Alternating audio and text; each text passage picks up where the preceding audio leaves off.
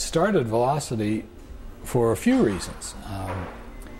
I'd been fooling around with motorcycles for well over 30 years and never really enjoyed the whole experience at any shop I'd been to. Some were more fun, some were more efficient, some were cleaner. You know, there were all these different factors that were involved, but none of them really made me feel at home with the kinds of bikes that I liked.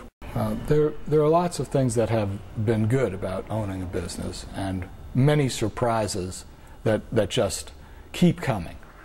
And part of it is that I was never trained in a retail business. My background is in public administration. My graduate work was in public finance, and I worked for 5 governors doing higher education management and budgeting. And retail is totally new to me. It's not so much a question of what we're going to sell that day. It's much more, how are we going to help people with their experience riding the bike they chose.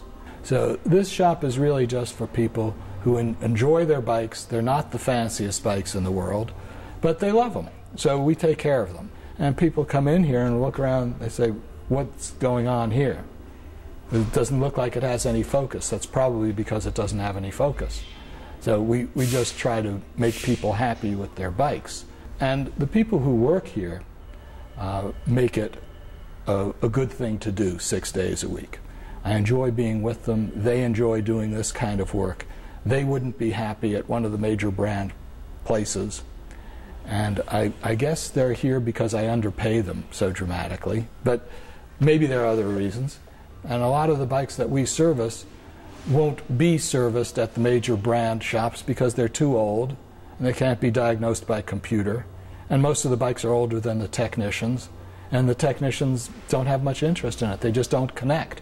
It doesn't mean that those are bad shops for any reason.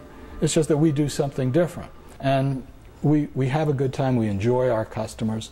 A lot of our customers are as quirky as we are, and I get the story from them that they're happier bringing their bikes here than they would be at a place that to them feels like take a number.